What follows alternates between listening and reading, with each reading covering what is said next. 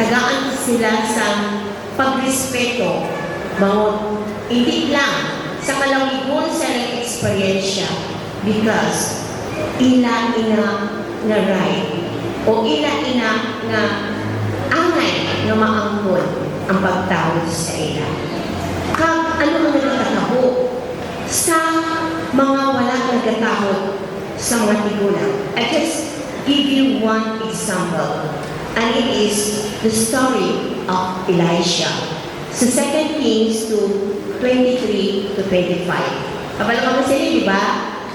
Samtang si Elisha naglalakad dila sa woods o dila sa lasang, may mga pamatanon na lalaki na sunod-sunod sa iya. Kaginahambalan siya. Kalbo. Kay upaw magito si Elisha, diba? Kalbo magit siya. Si Elisha, hindi siya gusto mamasitan sila. Nangamuya siya sa Ginoo nga sila pagkasabtungon. Ano natabo?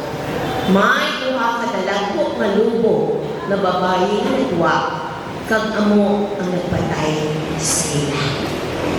Isa ilang ka-illustration nga kung hindi kita magtahod sa katigulangan, kalahadlugan kung ano ang mabalik sa aton. So, ang Old and New Testament tells about also sa mga tigulang na ng mga balo na angay na natin tagaan sa pag-respect or pag-tahod. Kag ilang mabasahan man sa Daughters of God ni Ellen G. White. Ang pamakot karon kasi ko, wala akong mali ginaano ang akong natinikanan o yung mga tigulang sa iglesia. But may mga pamangkot. Nakaagi ka ba na ang iyong paghambal may kaagi? Dila sa iyong mga tulong? Gintawag mo ba sila sa mga pangalan na hindi angay pagkatawgon? Isa ang hambal kita, kauyayak na tigulang.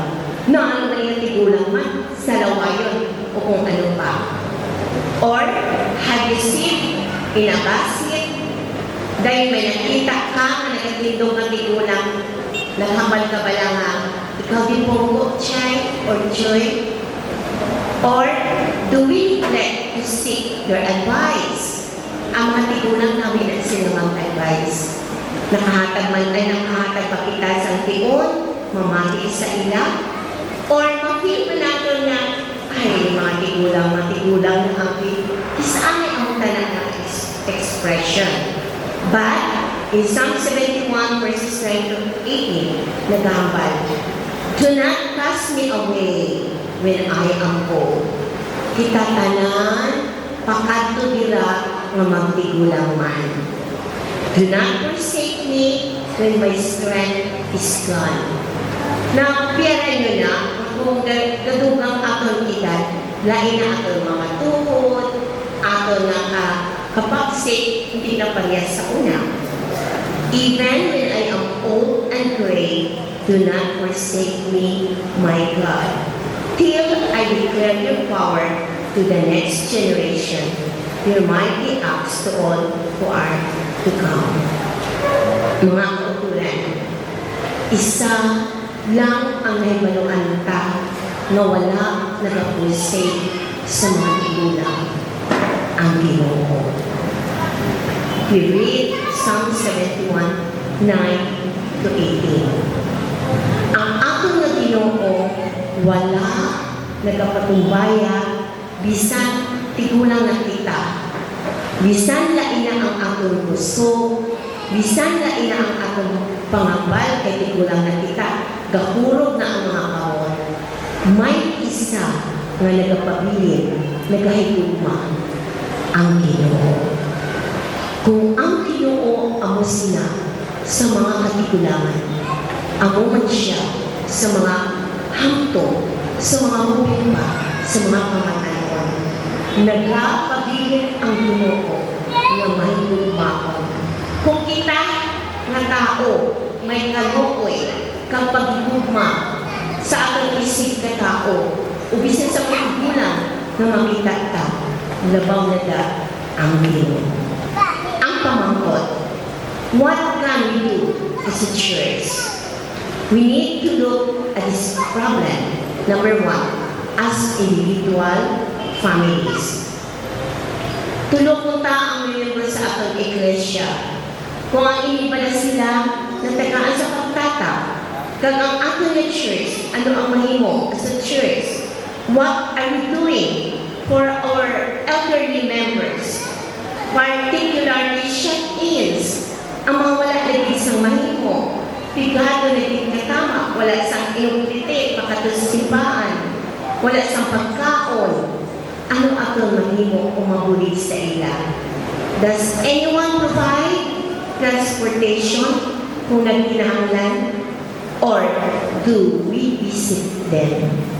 Basi gani nga wala nakasimba si Sister Maria, Brother Juan, kaya nagmasakit, bisitahan na sila.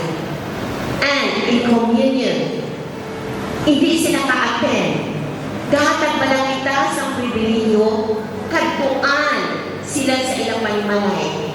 Upod sa pastor, upod sa elder, to have a special communion. Sa matigulang lagi, ako may santa sila, bisan sa ilang balay. Does anyone check to make sure that they are receiving the care that they deserve? How about helping with their housework or yard or repairs to their home? Ang Ginoo nagtawag sa aton tanan sa pagbulig sining mga elderly, sining mga tigulang sa aton ginikanan to give them respect. And before I end, in Proverbs 23:22-25, nagambal, listen with respect to the Father who raised you. Tandaan mo din ang inyong ginikanan nagpadako sa inyo. And when your mother was old, don't neglect her. Buy truth, don't sell it for love or money. Buy wisdom, buy education, buy insight. Parents rejoice when their children turn out well. Kabalo na mo, ang kalipay na lang sa mga ginikanan, bisan da hindi kita mo ang ilang amangkat, ang paghigugma sa mga anak. Amo na ang ilang kalipay, kung ipabudget ka sa ila, palanggan ka sila. So make your father happy, make your mother proud of you. Mahimo na ito ini, babae man o lalaki, ang pagtawad, ang pagigugma sa